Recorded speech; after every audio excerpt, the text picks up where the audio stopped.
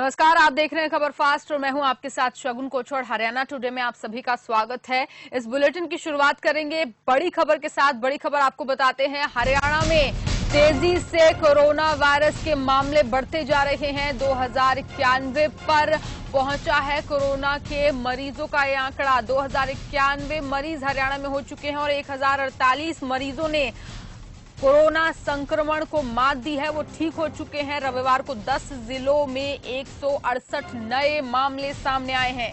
हरियाणा में सैंपल लेने का आंकड़ा भी 1 लाख के पार पहुंच चुका है। बड़ी खबर आपको दिखा रहे हैं हरियाणा में कोरोना अपडेट को लेकर, जहां पर आंकड़ा लगातार बढ़ता जा रहा है। आपको बता दें कि हरियाणा में सैंपल लेने का आंकड़ा जो है वो 1 लाख के पार पहुंच चुका है और वहीं पर 1,11,709 लोगों की रिपोर्ट जो है वो नेगेटिव आई है और 4,338 लोगों की रिपोर्ट आने का अभी इंतजार है। आपको बता दें कि 1,18,138 सैंपल जो है लिए गए थे, जिसमें से 1,11,709 लोगों की रिपोर्ट जो है वो नेगेटिव आई है और वहीं पर 4,000 से ज्यादा लोगों की रिपोर्ट आना अभी बाकी है। वहीं इस खबर पर और ज्यादा जानकारी लेंगे, हरियाणा के बारे में और ज्यादा जानकारी लेंगे।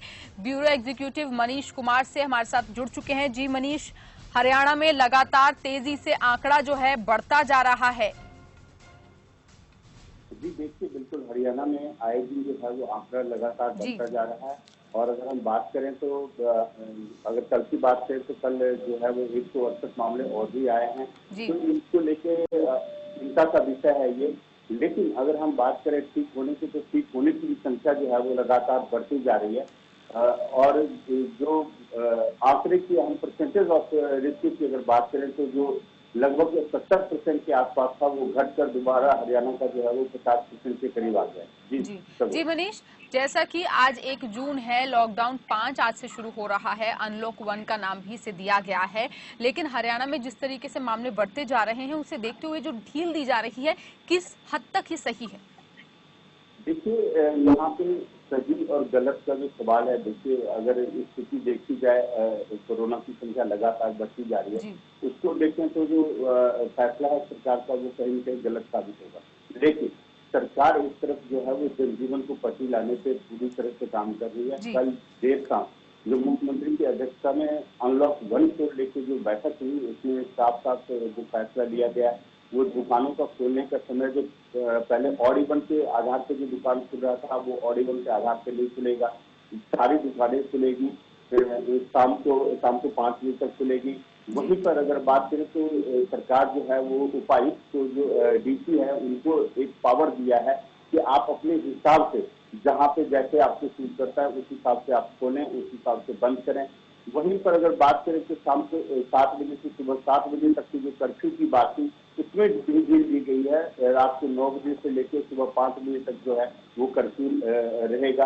तो इस प्रकार जो है वो सरकार जो है वो लगातार जो है वो ढील देने की कोशिश। तो लगातार नियमों में बदलाव जो है वो किए जा रहे हैं, ढील दी जा रही है। और खास बात ये भी आपने बताई है कि डीसी को जो है ये चार्ज दिया गया है कि आप अपने शहर के मुताबिक, अपने जिले के मुताबिक जो है चेंजेस कर सकते हैं और नियमों को थोड़ा चेंज कर सकते हैं। वहीं मनीष, मैं आपसे ये भी जानना चाहूंगी कि जिस तरीके से बार बार ये कहा जा रहा था कि हरियाणा में केसेस की संख्या जो है इसलिए बढ़ रही है क्योंकि दिल्ली से लोग वहां से जो कामकाज करते हैं वो वहां से हरियाणा में प्रवेश करते हैं, इस वजह से हरियाणा में मरीजों की संख्या लगातार बढ़ती जा रही है। लेकिन बावजूद उसके दिल्ली हरियाणा बॉर्डर खोल दिया गया है, गुरुग्राम से भी आवाजाही जो है वो शुरू कर दी गई है, इसका कितना असर पड़ेगा?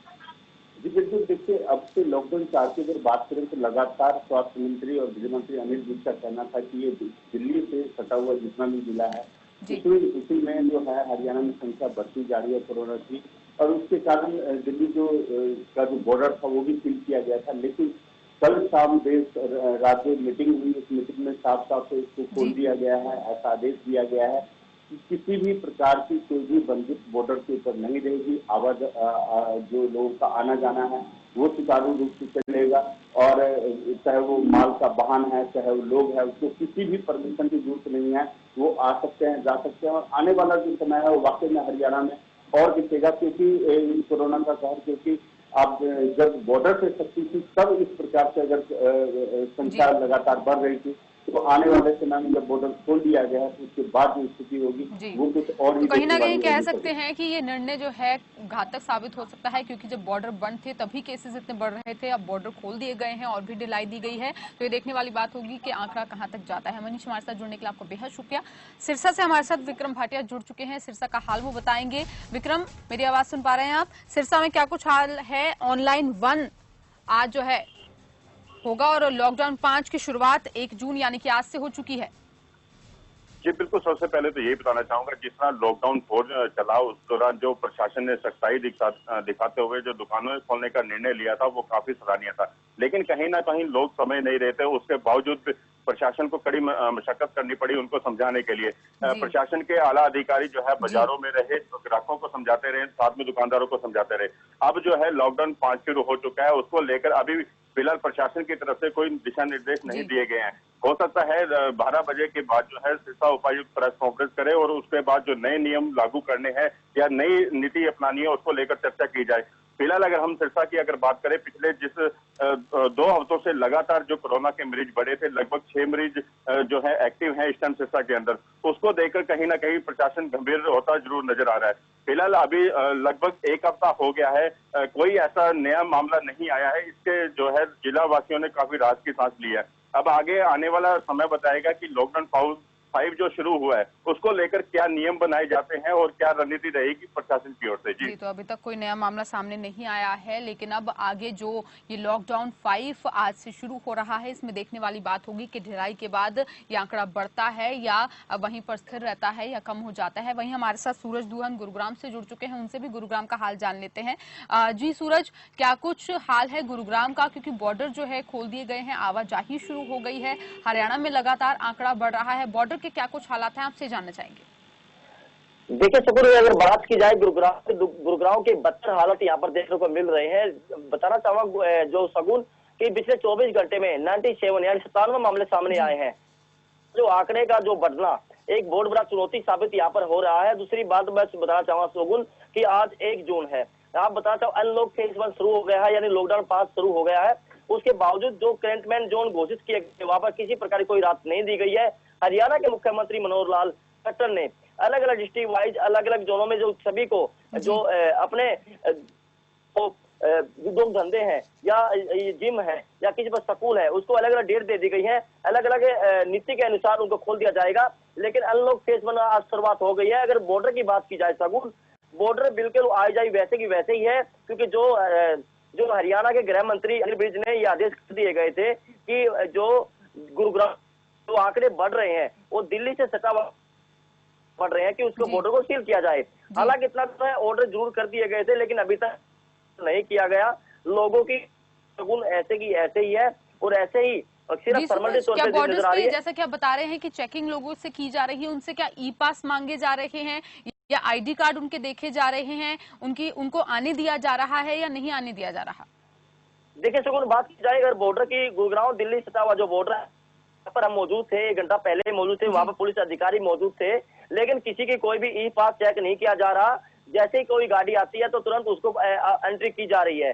यानी पूरी तरीके से बॉर्डर्स को खोल दिया गया है। जी बिल्कुल, बॉर्डर को खोल दिया गया है, लेकिन वह बिल्कुल चुनौती साबित इसलिए हो रहा है कि लगातार गुरुग्राम में जो आंकड़े बढ़ रहे हैं, लगातार आंकड़ों का बढ़ना एक बॉर्डर हरियाणा सरकार के ऊपर और यहाँ के प्रशासन पर चुनौती साबित हो रहा है, क्योंकि जो छोटे उद्योग धंधे जो वहाँ के एम्प्लॉय थे वहां पर खोल दिए गए थे, उसके बावजूद वो आंकड़े बढ़ रहे हैं। हालांकि जो 97 जो आंकड़े सामने आए हैं, 97 मामले पिछले 24 घंटे सामने आए हैं, सारे पोस्ट इलाके के सामने हैं और जितने भी आंकड़े हैं सारे सेक्टरों के आंकड़े सामने आए। कहीं नहीं यही लगता है सगुन की लोगों की लापरवाही सामने नजर आ रही है, लापरवाही से आंकड़े बढ़ रहे हैं। इसमें जो स्वास्थ्य विभाग है, यहाँ का प्रशासन रोकने में नाकाम साबित हो रहा है। जी सगुन। जी सूरज, मैं आपके पास वापस लौटूंगी। सिरसा से विक्रम भाटिया हमारे से जुड़े हैं, उनसे एक बार फिर से बात करते हैं। विक्रम, जैसा कि आपने बताया कि सिरसा में लॉकडाउन 5 का असर देखने को मिलना शुरू हो चुका है, क्योंकि आज से शुरू हो गया है।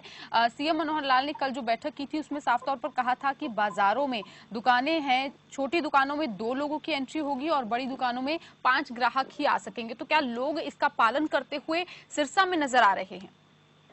जी बिल्कुल, जब से लॉकडाउन शुरू हुआ है तब से जो है प्रशासन ने जो निर्णय लिया था दुकानें खोलने का, साफ हिदायतें दी गई थी दुकानदारों को कि ज्यादा भीड़ दुकानों पर इकट्ठी ना किए जाए। लगभग 2 जो है ग्राहक जो है दुकानों पे रहेंगे, इसके ज्यादा होते हैं तो उसके सख्त जो है कार्रवाई की जाएगी।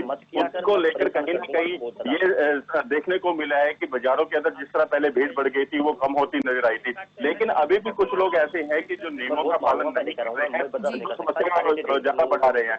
देखा गया है कि खास जैसे मास्क का प्रयोग जो लोग नहीं अभी भी कर रहे हैं, कहीं ना कहीं ये घातक हो सकता है।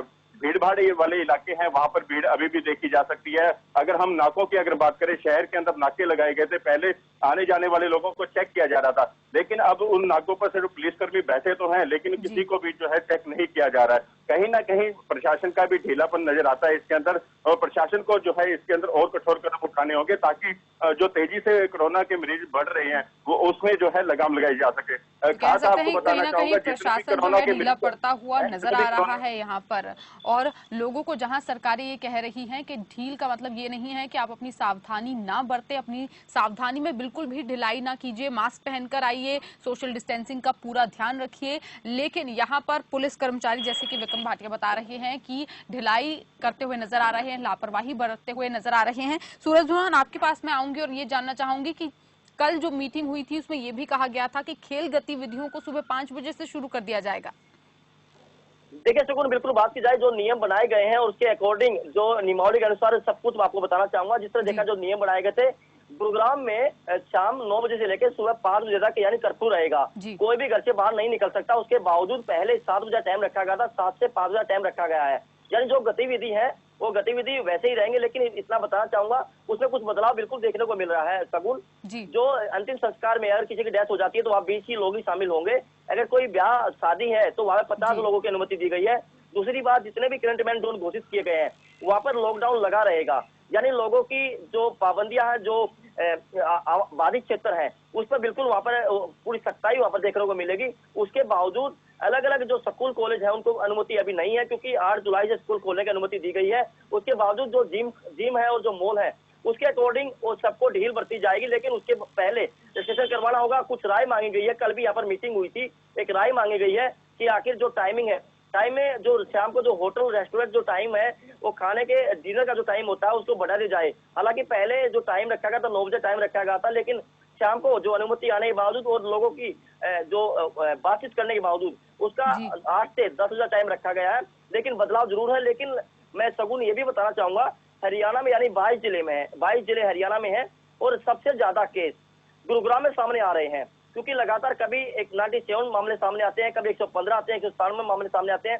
तो लगातार ये और रेड जोन में शामिल होने के बजाय ऑरेंज जोन में शामिल है, क्योंकि लोगों की आवाजाही, लोग लापरवाही यहाँ पर बरतते नजर आ रहे हैं। सूरज, मैं आपसे ये भी जानना चाहूंगी कि जिस तरीके से बीते दिनों शिक्षा मंत्री ने ये कहा था कि स्कूलों को खोला जाएगा तो ऑड इवन सिस्टम को अपनाया जाएगा रोल नंबर्स के अकॉर्डिंग, तो इस बारे में क्या कुछ जानकारी है? क्योंकि कल जो मीटिंग हुई थी उसमें ये कहा गया था कि जुलाई में स्कूल खोले जा सकते हैं, तो क्या ऑड इवन के अकॉर्डिंग स्कूल खोले जाएंगे, बच्चों को बुलाया जाएगा या नॉर्मल तरीके से बुलाया जाएगा? क्या कुछ सावधानियां उसके लिए सरकार ने कुछ तैयार की हैं?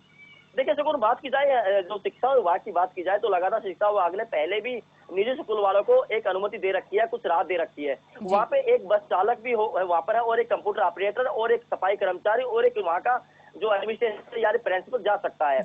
लेकिन बात की जाए स्कूल खोलने की, जो बच्चे घर पे ऑनलाइन पढ़ते हैं, उसके बावजूद जो प्राइवेट स्कूल वाले हैं उनकी ये भी मांग थी कि हमें हमारी जो फीस है वो वसूली की जाए। बल्कि हरियाणा सरकार ने और शिक्षा मंत्री ने लगातार ये भी कह दिया गया था कि ट्यूशन फीस ही आप ले सकते हैं, लेकिन ट्रांसपोर्ट फीस या किसी प्रकार की कोई फंड आप नहीं ले सकते। और 8 जुलाई को जो स्कूल खोलने के जो अपील की है, यानी जो खोलने के आदेश कर दिए गए, उसमें बिल्कुल थोड़ी राहत मिलेगी, लेकिन इतना नहीं कह सकते कि लगातार बच्चों की आवाजाही स्कूल में रहेगी, यानी बच्चे वापस जा सकते हैं। OD1 बिल्कुल सामने आ सकता है, लेकिन उसके आंकड़े के अनुसार अगर 1 महीने का टाइम है सगुन, 1 महीने में कितने आंकड़े कम होते हैं और कितने नहीं होते, कोरोना कहर कितना कम होता है या बढ़ेगा, उसके बावजूद उस तय होगा कि स्कूल खोलने से अच्छा रहेगा या बुरा रहेगा, यानी आंकड़े बढ़ सकते हैं या घट सकते हैं। फिलहाल इतना जो है 1 महीने का टाइम है। हालांकि सरकार ने कल जो है गाइडलाइंस जारी की है, ढील दी गई है।